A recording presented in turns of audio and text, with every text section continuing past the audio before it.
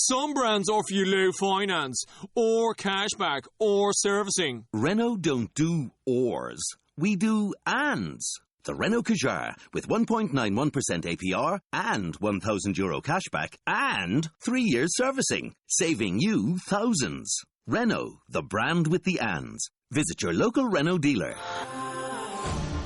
Finance is made under a hire purchase agreement. Terms and conditions apply. Deposit required subject to lending criteria. See Renault.ie. Come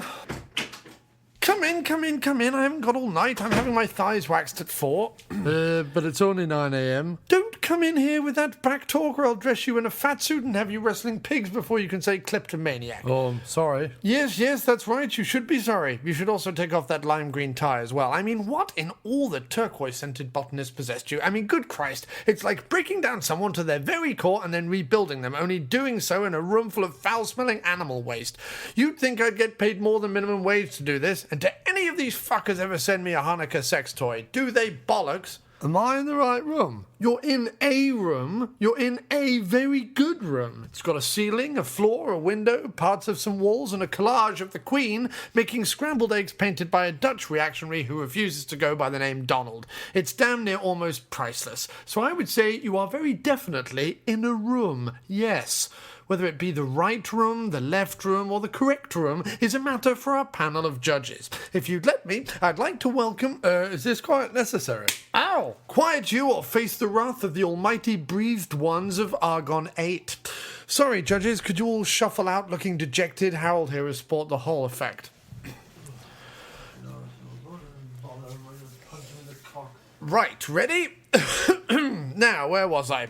Is a matter for our panel of judges. If you'd let me, I'd like to welcome Dame Petty Loeb member, who won the Palme d'Or at Cannes for her filmed portrayal of a cheese sandwich at war with a pickle in 1943. Good evening. Franklin Lloyd Wrong, famous handstandist and inventor of dogging. I've put it away. And Morgan Freeman. Hello. Ladies, by a show of buttocks, please indicate, is Harold in the correct room? Your time starts now.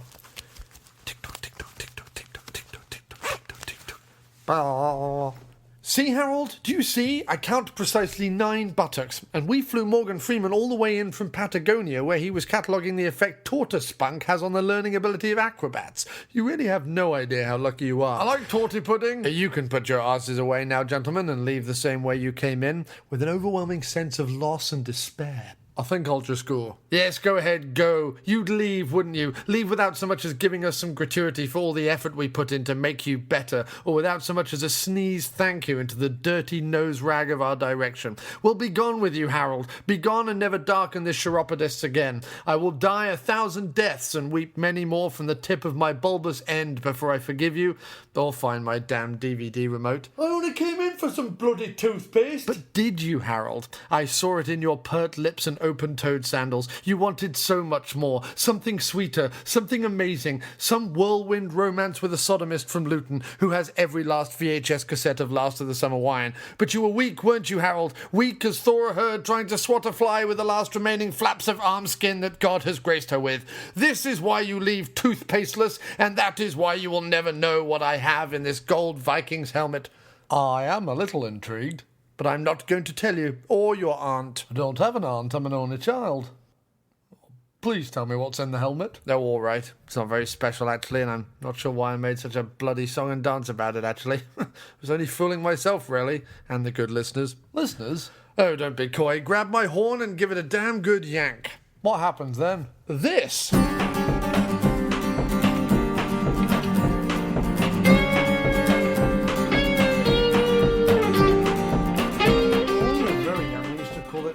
Punchy titty cakes, but someone always ended up in tears. Hello and welcome to yet another episode of the After Movie Diner, and what a thrill it is to be back. You may have noticed that we haven't been around for a couple of weeks. Sorry about that. I don't really know what to tell you. No big story or anything, just been working, doing a job, you know, living the life, commuting and all that sort of thing, and plus there's been ninja films to watch. Bloody ninja films. The gall of it all. Oh, and I met Dick Miller. Anyway, enough of all that tosh. How about we go on to our first segment, Disney's Got Enough of Your Money. Disney's got enough of your money. Disney's got enough of your money.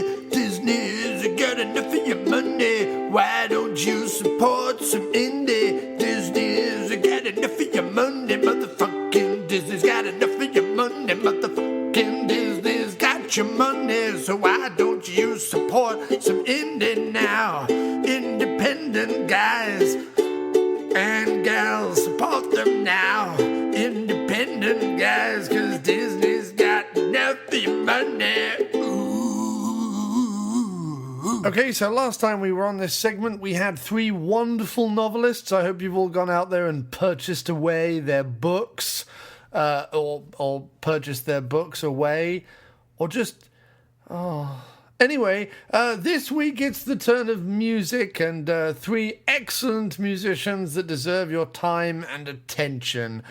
First up, it's the wonderful Joel Lurie and the Pinehurst Trio, and their debut album, Take Me There, is available over on iTunes, but you can find out all the deets and listen to some preview tracks over at joellurie.com. That is JoelLurie.com. JoelLurie.com.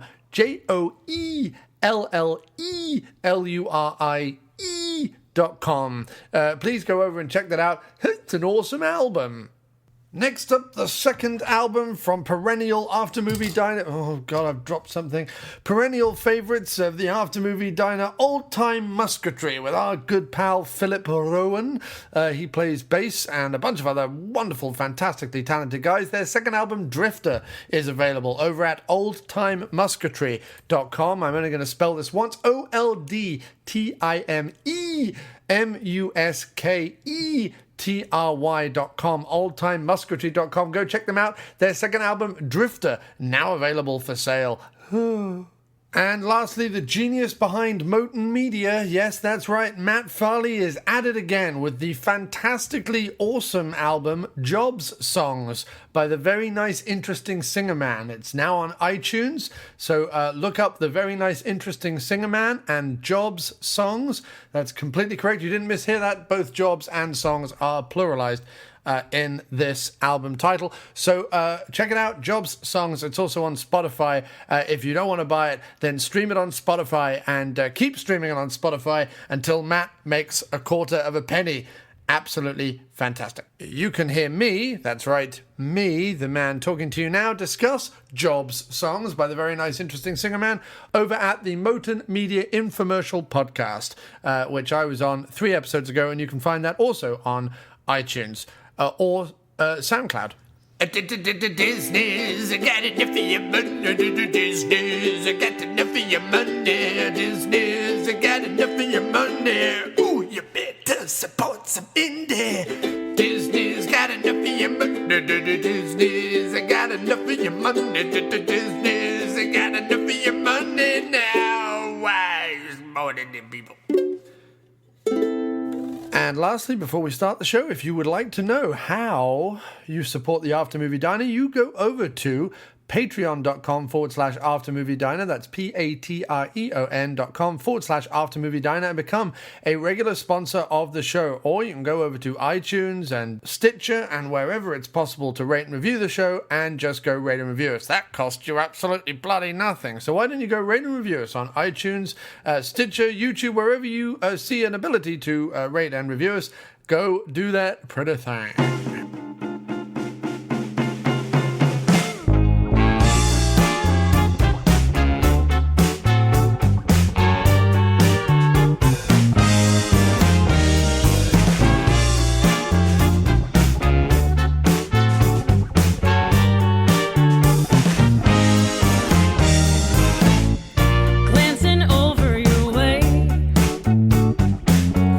Thought I saw you looking too.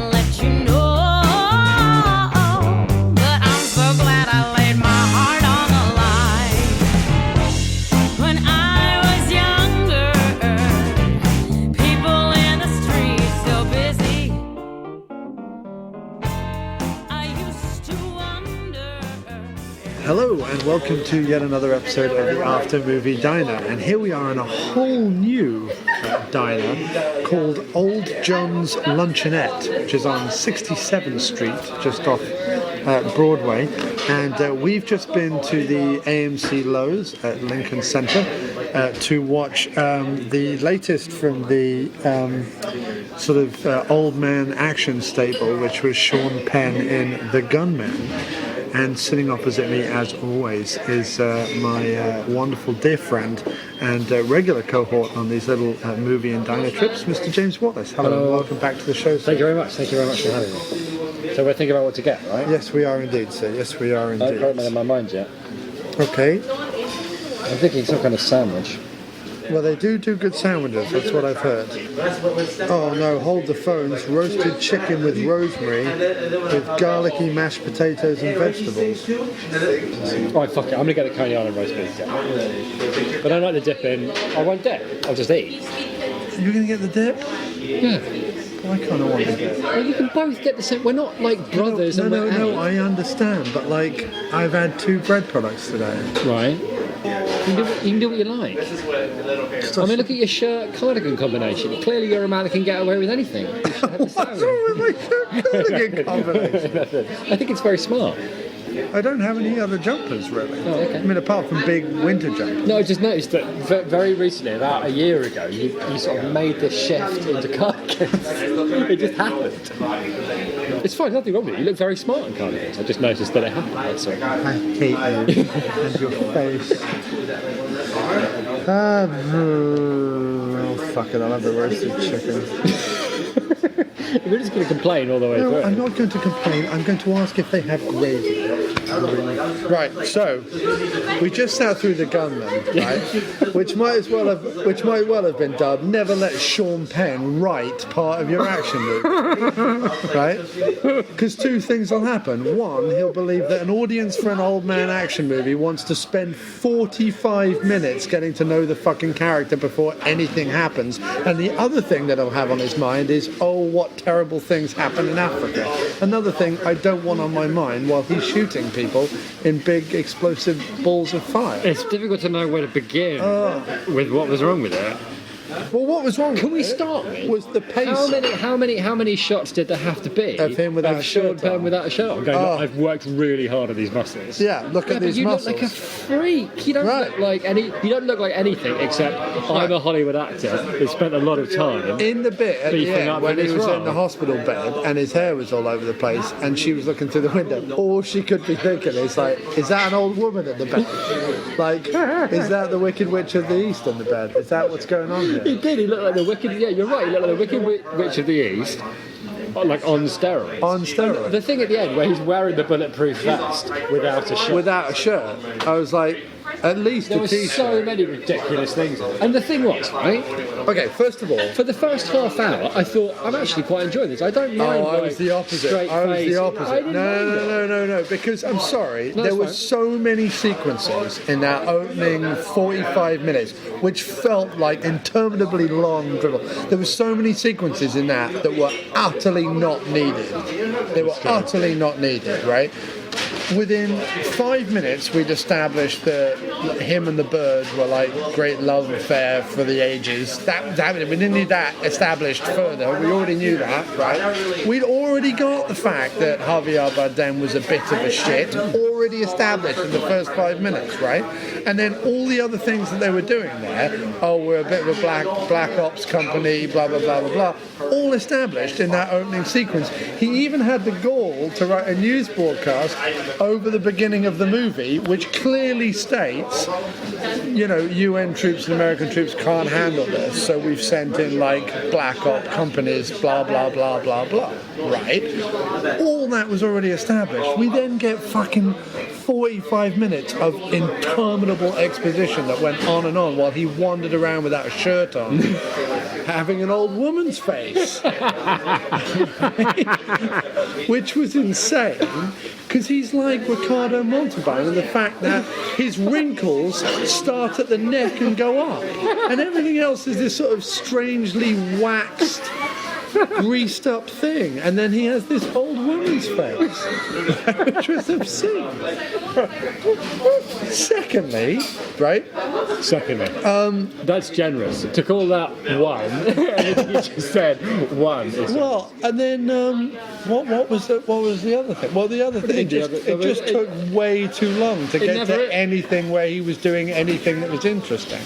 Right, do you know, my biggest problem with the film is, like, and then he tried to morally bar in all this fucking message, and I'm like, no, but give it a rest, Penn. But my problem with it was, like, morally speaking, the whole thing was like the most morally dubious film I think I've ever seen. Right, they're all culpable. Yeah, in that, first of all, he confesses to this woman who he like totally walked out on 8 years ago without a message. Well, hang on, let's back up. I did. Let's explain the plot. Yeah. Go ahead. I'm going to get the Coney Island roast beef. The roast beef dip. Sure. Yeah. Any French fries? No thanks. Drink? Can I get? Have you got any chamomile tea? Yeah. I'll get one of those things. Can I get ketchup for table 3? Can I get the roasted chicken with rosemary? Sure. Does that come with like a gravy? You want gravy? Yeah, can I get... Yeah, just give me a side of gravy with it. That'd be great. It Thanks. comes with the soup or salad first. No? Okay. Salad? No, I don't really need either, thanks, man. Because it comes with vegetables and everything, right? It comes with vegetables. Yeah, Mashed that's potato. great. That's you want great. gravy on the side, huh? Yeah, and just water. Okay. Thanks, man. So just back up and explain the plot before we Okay, start just it. very quickly. Sean Penn. That's literally what... Sean Penn. Sean Penn wildly miscasts himself as a... He co-wrote it. That's when the warning bells. Sean Penn wildly miscasts himself as like a... He's supposed to be like the brooding... Thank you. Lone warrior type. Trying to, be a good man in a bad world. Bollocks. Well, no, initially he's in the Congo. Yeah, all right, let's keep it simple. I never keep it simple. I'm going to keep it simple. This Congo time, works super for a simple. black ops He's in the Congo. He's working for a security company, ostensibly protecting the organisation that his girlfriend works for. Which is but actually, like he's Doctors Without Borders type all right. He's also working for.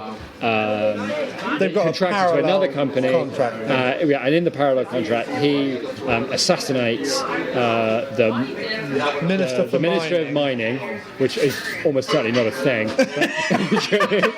The Minister of Mining. I'm sure it's the Minister of Agriculture. Yeah, but Minister of Mining. I mean, maybe there is. Who knows? Or Minister of the Interior. What do they do? Minister of MacGuffins gets shot, and so Sean Penn has to flee and leave his girlfriend behind.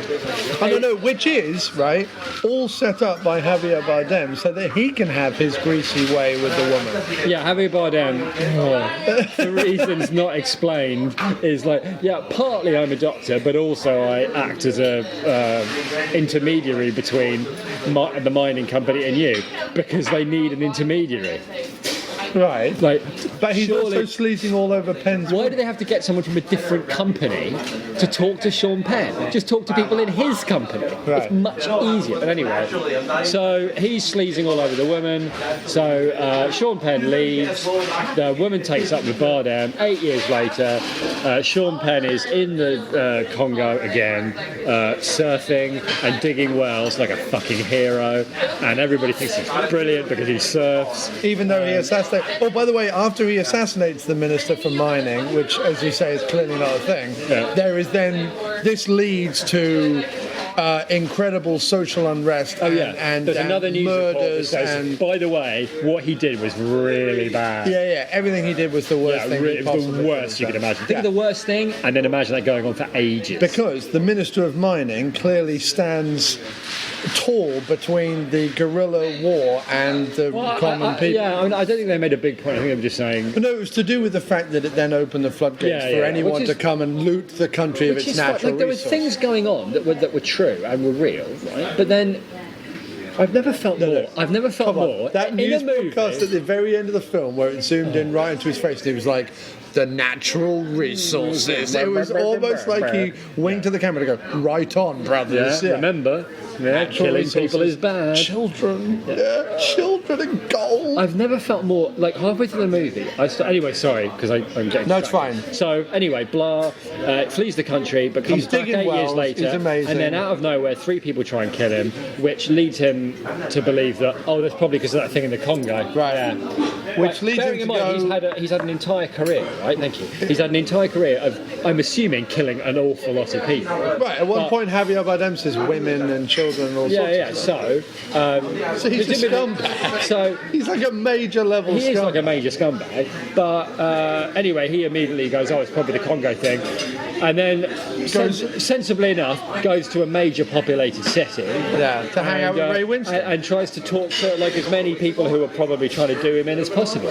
Good work there, sure. Yeah. Sure enough, they try and do him in. And for the rest of the movie,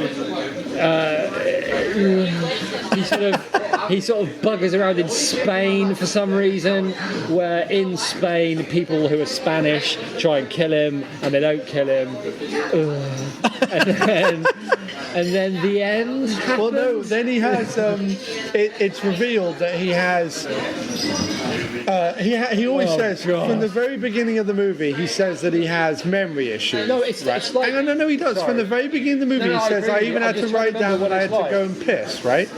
Hang on a second. I'm going to explain it because this was my second point earlier that I forgot. Okay. So it's explained towards the beginning of the movie. Shorthand, it was shit. Right.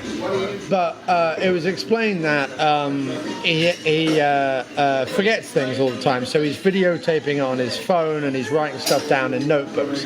This is all very handy because it's one large rolling MacGuffin that is going to come back at the end. Again, but then what happens is when he's hanging out with Ray Winston, who for some reason they thought, over the hill ex-military type, let's give him a laughably bad wig.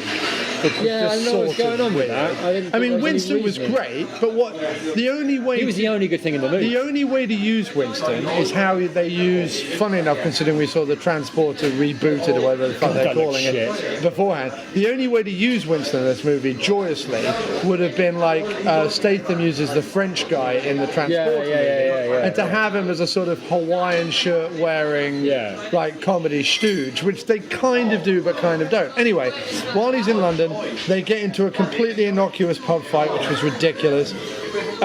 Sean Pennâ then throws up afterwards. Cruel and mean, and like he does things all the way through the movie that Sean Pennâ's like, clearly he thought, I'll do this because that'll be real, it'll be real and dark, and that's what this guy has to deal with. But Ash is like, what a prick! Like, he just like flies. He punches a woman in the face at the end of the movie, and I know it's supposed to be like, but it was horrible. It was really nasty. But I mean, also be aware that Pierre Morel, who directed it, is the guy who directed Taken, and Taken's action is very, very like gritty and nasty action. Like there's no. Does Liam Neeson ever punch a middle-aged woman in the face? He threatens to shoot the French guy's wife. Yes, but does he ever punch a middle-aged woman in the face? No. It's pretty grim. Especially if she looked like a high school teacher. Yeah, and then it cuts away. She's like staggering away, bleeding. I understand that she was working for the company, but at no point did they probably say to her, "By the way, you might get punched in the face." You know what I mean? So anyway, she has a brain hemorrhage and dies. So is she dead? She's dead. That just reminds me of the bit in Mallrats. Because he punches her. She's fucking dead. He punches her in the temple with like a padlock in his hand or something, doesn't he? I mean, she had blood gushing. You don't get that just from being punched in the face. It's like blood spurting out everywhere. She had blood coming out. No, because Javier Bardem had blood spurting out of him, and he punched him in the face. He punched a lot of people in the face and drew blood. And also, by the way, I know that Javier Bardem was like, okay, he fancied Penn's bird, but to be fair, just looking at it realistically for the moment, there's Javier Bardem's character. He's going, well, she's doing it with the soldier bloke, but the soldier bloke's going to be dead, like, or perhaps even punch her in the face because he looks like the kind of like, Javier Bardem's also a war profiteer because he sets up that company, and yes, it's under the guise of being humanitarian, but he's also what that company is doing is profiting from the situation. I didn't realize he was a war profiteer. Yeah. Oh, okay. He went in like the other guy. He went in. I just don't think he was like they were trying to make up like Javier Bardem nowhere near good enough for Penn's bird. Do you know what I mean? She's never going to forget Penn. Well, because he was an alcoholic. Yeah, but he wasn't at the beginning. Look, and he was a bit of an arse. I'm not saying he was. No, I agree. I'm We've just got saying off the point about his head injury. But the entire purpose of... By the way, he looks exactly like Bill Hicks in the second bit of the movie. He looks like Bill just Hicks versus Bill Hicks merged with Judd Nelson. Yes, he does have a certain Juddness about him. Why did they have him wearing an earring? It was almost like everything hateful. He was also like I get that, like, presumably there's a movie somewhere where Javier Bardem has been good. I believe that does exist, but he was piss poor in this. Right. So anyway, Sean Pennâ has this head injury when he's in England, presumably to mooch off the NHS. They take him. He has an MRI. That's right. But he gets a diagnosis from the least sympathetic doctor of all time. Oh, it doesn't matter. Anyway, he gets. You're just trying to get through the synopsis. Yes, he gets a diagnosis that he has plaque on the brain, and if he does any loud things or like damages his head in any way, blah blah blah blah blah blah, big problems will ensue. He has to stop being himself, or else death. Right. Which, if like when in Run All Night, Neeson's character is plagued throughout by what he's done in the past or whatever it is, which there was a little bit of in this movie as well, because he keeps having a flashback to like Bardem giving him the order and all that. But it was selfishly motivated, because it wasn't about shooting the Minister for mining. It was about having to leave his bird. That's what he was really guilty about. He was like, I left my bird and now she's shacked up with Flavia Bardem. Also, Flavia Bardem, that's brilliant. Flavia Bardem. So anyway, right? So he's not really guilty about shooting all these people. It's real. Anyway, what I'm trying to say is, if they'd used the head injury thing all the way through for some like greater purpose, or to make him a bit of a wounded Ronin or whatever it is, right? That would have been something. But what they did is what I feared they would do, which is a head problem at the beginning of the movie, then nothing all the way through. There's a siege on a farm. He shoots a bunch of people, sets a room on fire, is running about, screaming, does a car chase, the car gets shot, which I presume is a loud thing, like if bullets go into your car, that's probably quite loud. He blows shit up around him, blah, blah, blah, blah, blah. No injury, no vomitus, no nothing, blah, blah, blah, blah, blah. Right at the end of the movie, just as the, evil British guy is pontificating about, suddenly he starts to have a problem again. So it's a whole that's my problem with the head injury thing, was that it meant nothing. It didn't further the story at all until the very end of the movie. It just gave him a little bit. What they did was they established, even 8 years later, he's still a better hitman than anyone else. And then they were like, how do we make him weak? Oh, we'll give him this head injury at the beginning of the movie that won't crop up again until the end of the movie. It was just awful. Let's not forget, he blows up an apartment in Spain while he's technically sort of still near. Which, by the way, tactically speaking, I had a problem with that.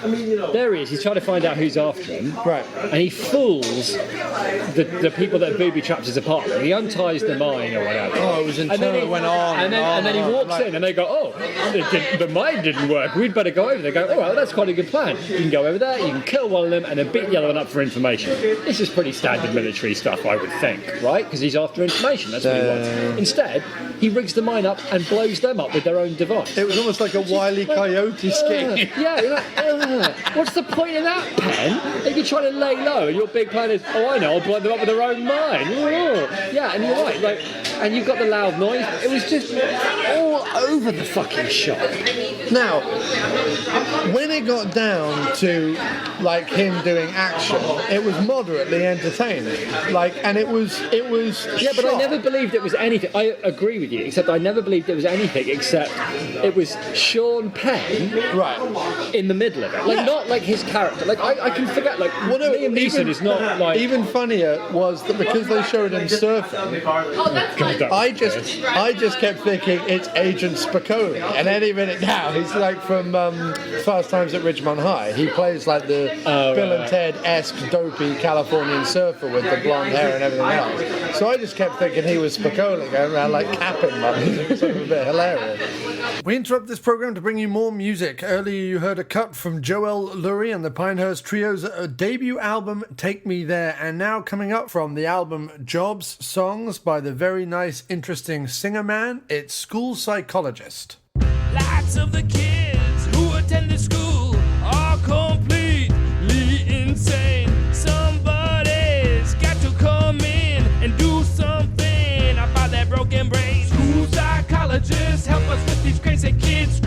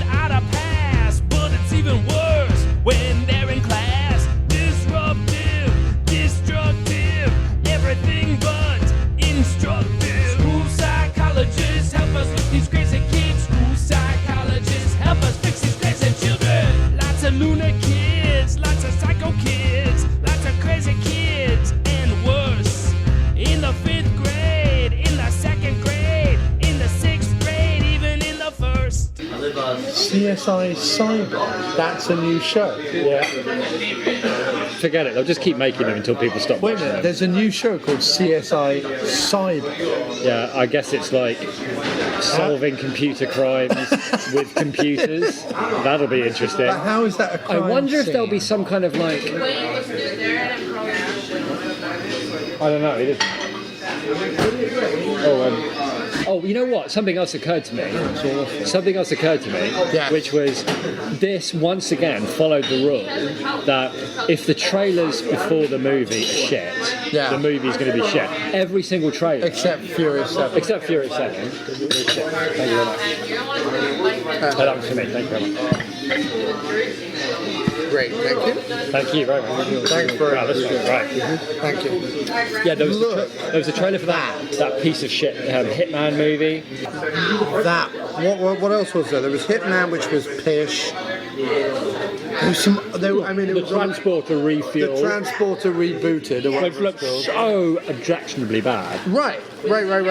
Because the main problem with it is, as we pointed out, is that in the original Transporter, he's sort of a soulful loner who sort of has a bit of a heart and has a bit of a code. And in this one, he's just some swanky playboy dickbag who goes around being fucking... Who like wanders into rooms with trailing beautiful women behind him, Being and then like, makes a smart ass bloody remark, blah. and then kills everybody. You go, Yeah. This is horrible. Why would I want to watch that? Why would I want to be watching Sean Penn killing everybody? There's so much about it that was just bad. Like my reservations before we even watched the movie were every movie I've ever seen Sean Penn in that I like him in, he plays a very weird, troubled. I don't know that I've ever dark seen a film with Sean Penn in it that I like. I can't think I own a lot of Penn movies. Sweet and Low Down? Yeah, I mean, I guess. U-Turn? So. No, see, that's John's thing. That's not my thing. Oh, I like U-Turn. I like U-Turn. I like Sweet and Low Down. This chicken is obscene. It's amazing. Look how big it is. Oh, and the skin's all crunchy.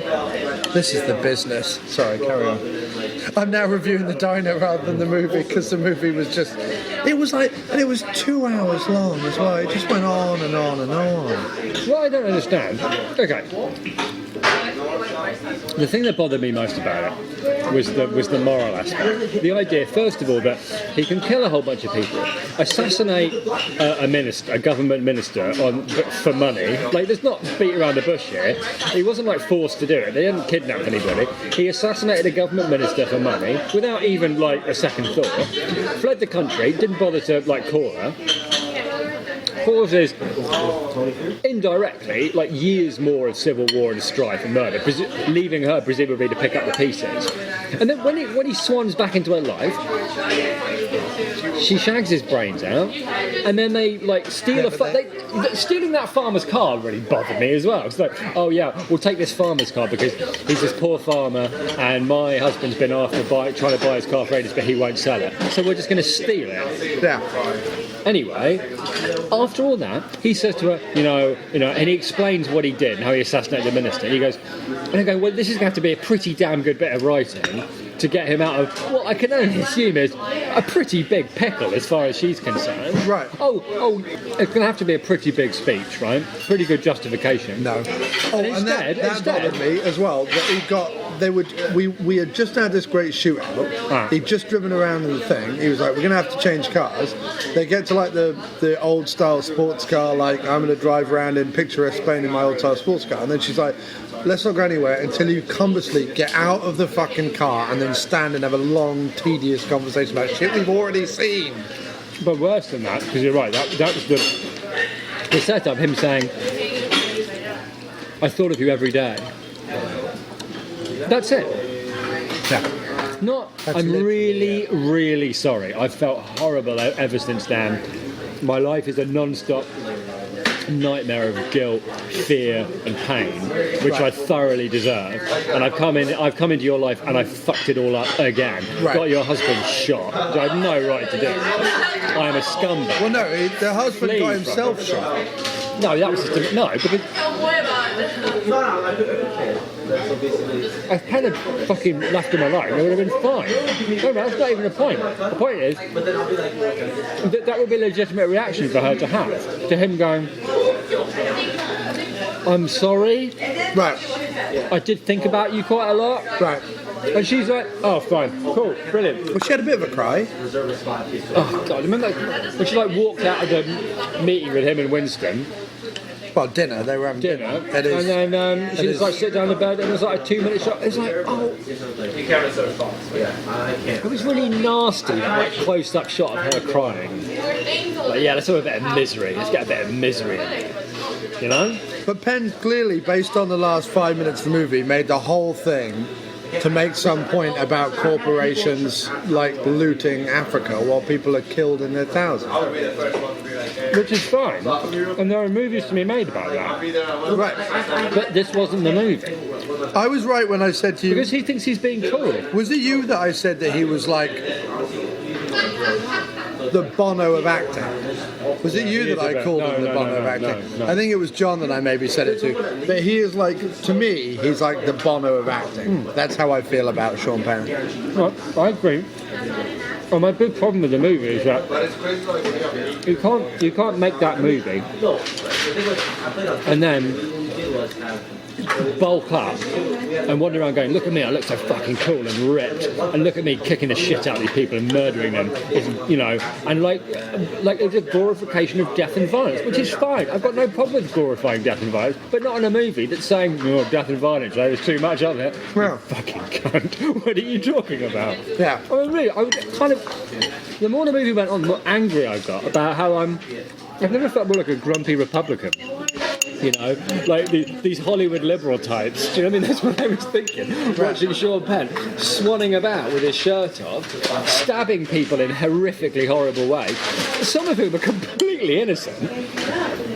To make the point, yeah, violence, whoa, it's a bit too much of that.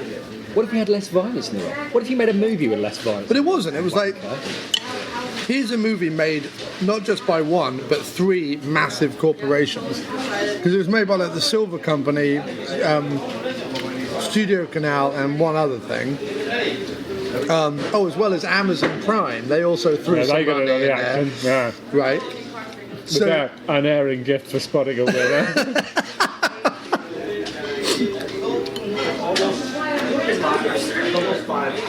And so, like... It was just like, I don't necessarily feel the same. I agree with you, the hypocrisy in the movie, that I totally agree with. To me, I quite like my action sort of very violent. I don't mind like that. that. It's not real. I've got no problem with I really love Taken. I like a good bit of disgusting action. But in a movie where I know it's saying to me, right. We've got a message, by the way. Right. This is a message. If I have to use violence to get that across because I need to attract your short attention span, fine. Have some. It's just like. But even on a filmmaking level, the first 45 minutes, like I was saying earlier, my biggest problem with it is it just had loads and loads of irrelevant, repetitive scenes in it that just didn't need to be there. The thing that I quite liked about it, initially anyway, was I quite liked the idea about... Like, why do we need to know... Did I order a tea? Did it not come? Yeah, it doesn't matter. As long as it's not on the bill. Well, we'll check. Why did we need to know that they were trying to adopt a child? Why was that important to the movie at all? No, it really wasn't. And yet took up vast sections of my watching time. What was that about? What was that about? Why did he even need a head injury? Why was that important?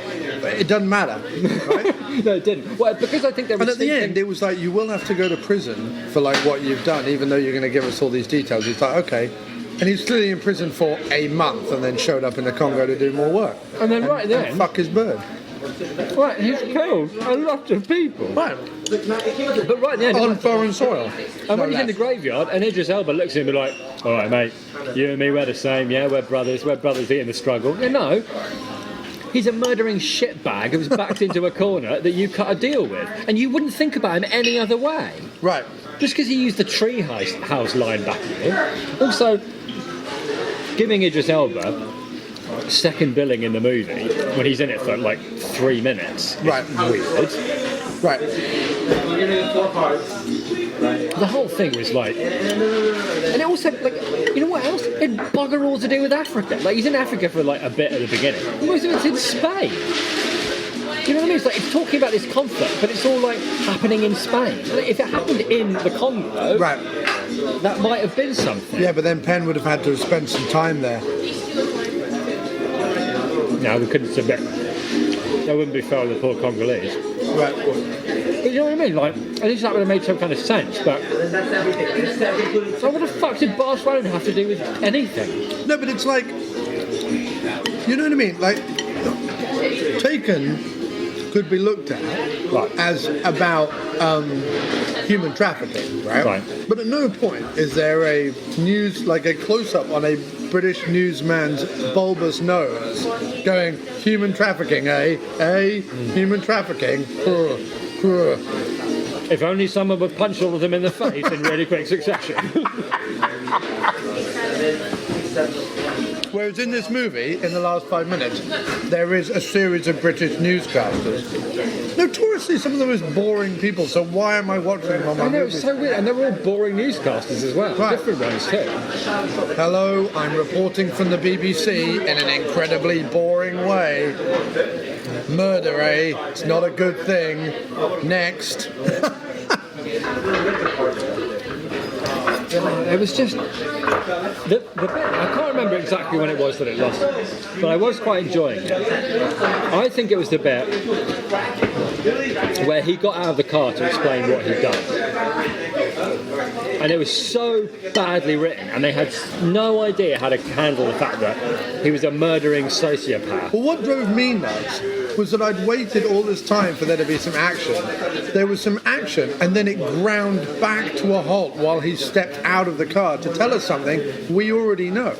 All you need to do is have her get in the car, then cut to later on, and he is then apologising for all the shit that we already know he's done. But he doesn't even apologise for it. He just says, "Oh, I'm really sorry I didn't, get in contact with you. I was thinking about you." But even on that level, right? Even assuming that he hadn't killed hundreds of people and caused a civil war, even assuming that let's hadn't not forget happened, the Minister of Mining. and the Minister of Mining, and the Minister of McGuffins, even assuming that can go. Yeah, thanks. even assuming that none of that ever happened. And all he'd done is walked out on her 8 years ago. That's all he'd done. And then he says to her, "Yeah, I'm really sorry I did that. I did think about you. Right. I didn't write, didn't call, couldn't really be bothered to do anything. Couldn't even be bothered to come look you up if I was in the Congo or come to Spain or anything. I couldn't really be asked. So, but I did think about you quite a lot." Yeah, even on that level, that's rubbish. Rubbish, yeah. And she would be really, really angry. Yeah. And the thing is, right, Instead of wanting her the bloody shirt off. had it just been like Taken but in the Congo, in other words, Sean Penn running around capping mothers, none of this would be important. We just wouldn't care. We would have just enjoyed it. But because he decided to spend so long being ponderous, we've actually had time to analyse it and go, ooh. You're right. If it had gone the Taken route and gone, let's set it in the middle of the Congo and let's tell a story, because presumably mad, crazy violence is a way of life there, right? In terms of like survival or finding information or whatever. The best chicken I've ever eaten. Oh, that's so extremely good news. But that would at least make sense, and you could make a point about this all has to stop, blah blah blah, and you could have that character make some kind of a choice in the movie where the violence stops. But he doesn't do any of that. He never makes a choice to stop the violence. He just keeps killing people until there's nobody left to kill. You know what Penn did? What? Penn took an existing action script and penned it up to the max. That's what he did. Yeah. And there's your problem. No, it's based on a fucking book. Yeah, I know, but I doubt the book. I'm telling you, the book was probably heartfelt, probably written from the point of view of a guy that works for a security company, deeply ashamed of himself and his actions, hoping to find some kind of atonement in telling his story as accurately as he could. But Penn went, yeah, that's really great, but what if I play him and I get ripped up and we give me a sexy French girlfriend who's like 30 years younger than me, and we make it all about her? Because the proles won't understand international politics. We better make it all about the fact that it's a true love affair for the ages. Even though if I stop to think about it for a minute, my character's a mad sociopath. And just because my head hurts occasionally doesn't make it okay. Right. That whole plaque on the brain thing was a shortcut for... We don't want him to have to feel... God, this is good. They wanted to give him pain. They wanted to give him consequence for his actions. Right. But in a really kind of ham-fisted way. He didn't take responsibility for his actions. I tell you what, Penn, in the movie. just don't go to a rock concert. Try not to shoot anybody. Have a cup of tea occasionally. Lay low. They're only after you anyway. Right. Yeah. Just die. Just fucking lay low. Find out why they're after you. Oh, there's a congressional committee that wants to call you forward. And once That's fine. Lay low until that's over. Or give yourself up. Tell them everything you know before you kill a bunch of people. At least that would be redemption, right? At least that would be something. But then it's just a movie about Sean Penn walking into an office going, yeah, it was me. Which would still have been better than this. Yeah, because if he'd done that and given everybody else up, because everything he has on all these people happened before all this other killing. So had he just given it up? How does he ever see the light of day again, given the number of people that he killed? I don't know. But do you know what I do know? What?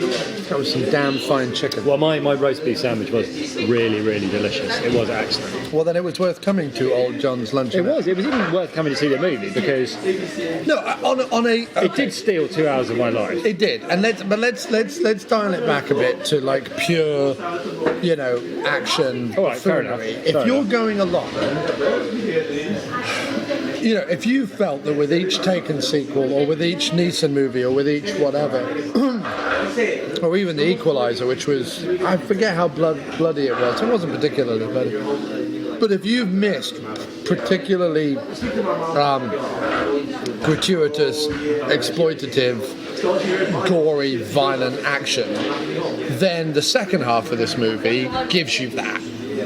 In 2 or 3 fairly decent set pieces. Nothing's remarkable, but fairly decent. The only one that I really liked was when they came for him originally in the Congo, and in front of that kid, he turned from being kindly NGO worker to mad, crazy, skilled killer. Right. And the shock on the kid's face. That was, and the things he did were pretty cool as well. But even then, he drove away. He goes, "Oh, the keys." Yeah, you wait here, and I'm going to fuck off. It was wild. No, you're right. I totally forgot about it. No, that's good. We'll just take the check. Thanks, man. I'd forgotten about that, but that was another piece of wildly irresponsible behaviour. It was like a what? Why were right? Oh, fuck off then with the gun in the Jeep.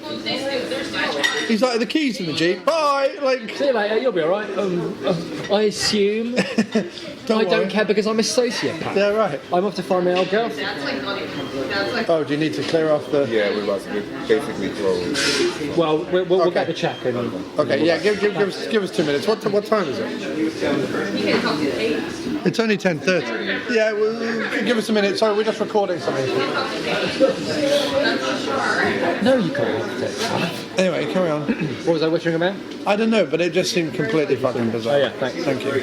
It's not that I don't like the bloody violence. Right? Thank you very much. It's not like I'm saying, oh, it's too violent, or I don't agree with violence is morally wrong. No. I'm explaining to people who might be listening. Right. That was not my problem in the movie. No, I'm all for mad violence, but not when that's what they're trying to say. Right. No, I'm just saying that. I'm just saying that's our critical response to it, right? There was a lot wrong with the pacing. There was a lot wrong with the crowbarring in of various obscure messages. There was a lot wrong with every decision that Sean Penn made. There was a lot wrong with Penn's character and his blah, blah, blah, blah, blah. I'm just saying, if you want to go see The Gunman as a pure action movie, in other words, Sean Penn does Liam Neeson, which is how it was billed, to be fair. Right. If that's what you're going to go and see, then be aware that the first 45 minutes you'll almost be asleep, once the action does start, it is bloody, it is very violent, and it is moderately well filmed. Pierre Morel can do it much better than Megaton, who's done the Taken sequence. That's true. It was it was filmed fine. Oh yeah, Nothing wrong with how it's put together. there was the odd like travel show shots of Spain. Yeah. There was even weird like stock footage of Gibraltar. It was like Gibraltar, and there was like a shot of like, obviously not filmed for them. It was very strange. I noticed that as well. And so there was some nice things about it, but ultimately, yeah, it was just the thing is though, they make you pay such a high price for sitting for getting to the violence, right. And it's not even like nice generic price of I don't know, whatever. It's like some jokes or there's no humour some to like it. redemption or But something. then Sean Penn is notoriously humourless. Well, I can see that. I mean, he is literally the personification of a lack of humour. He's a man who shouldn't be in charge of movies. Right. We certainly shouldn't be writing an action movie. Action movies, like the best, like this was like the antithesis of Run All Night. Like Run All Night was constantly entertaining throughout the whole thing, even though it too had a fairly long build-up before there was any big action. It at least was captivating because you cared or gave a shit about the characters. Right. And although Leeson's character was morally reprehensible for most of his life, he was first of all, he was doing it for a reason, like he was trying to save a good and honest man, which was his son. Right. And secondly, he felt actual remorse for it. He did. That's what It wasn't just, I want to fuck this bird again. I've got a brain injury. Or I've got to fuck this bird again. Or like, why haven't I been fucking this bird all the time? Which is, it's literally what it is. This whole movie was, he didn't care about the Congo. He just wants to sleep with a woman. He just wanted to go back and sleep with a woman. Crazy. Anyway, thanks so much for joining me again at the After Movie Diner. You're very welcome. Thank you for having me. Sean Penn I'm kind of glad because even though it could have been dull, at least it was bad. Do you know what I mean? At least it was like, and I don't mean like the action or whatever was bad. I just mean at least the whole thing was like a giant mistake and should never have been made. And but it was plenty of things to talk about. It was well made and there was some redeeming bits. Yeah, it was a well-made movie. If you'd made that movie with anybody else except Sean Penn, right, anybody else. Right. I mean, no, but without all the blur. Yeah, because all the blur was like added by Penn. Right. Like blatantly, that's what happened. Right. Because there's a movie that looked like exactly like this. Right. And they made it, and it was really Blood Diamonds, which was really, really good. Right. Made that point about African conflict, all the rest of it, and it was really exciting and a thriller. Really good action. It was a really great movie. Right. And it was fine. And the lead character was interesting and I thought for a minute they were trying to do like a 70s kind of spy with remorse thing, but it never quite had that vibe. It didn't have enough of that 70s vibe to kind of. Anyway, thanks ever so much, Jim. Again, for joining us. Thank you very much for having me. And this is a track off my album, The Weekend album, which is now available on iTunes, Google Play, Amazon, Spotify, you name it. Miscellaneous plumbing fixtures, The Weekend album. Check it out.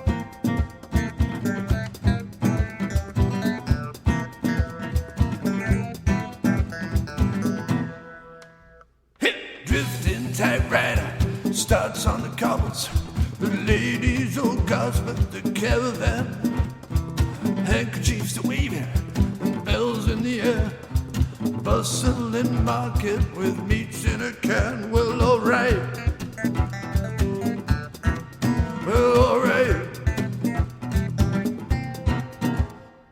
Doth of the cap to the undertaker.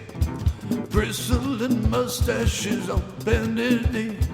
Cafe tables filled with berets. And here we're not very far from the sea. Well, alright.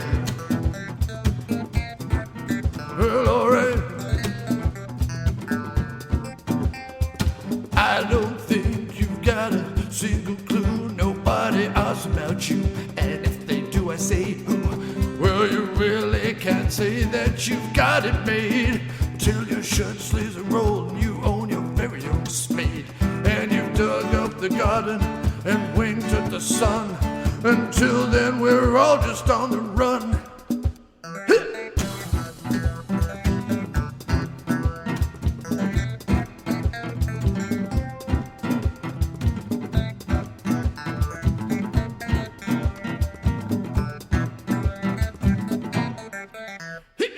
Hurdy-gurdy one, on one too many ales.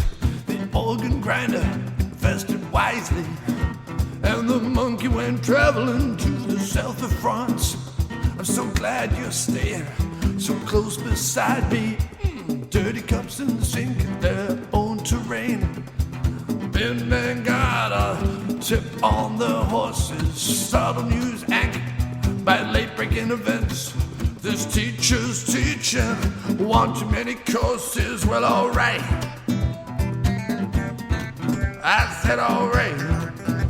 Oh yeah. Well, I don't think it's the right way to go. This path is littered with memories and way too slow. You really can't say that you got it right till it feels like home in the middle of the night. And you open the curtains and wink at the sun. Until then, we're all just having fun.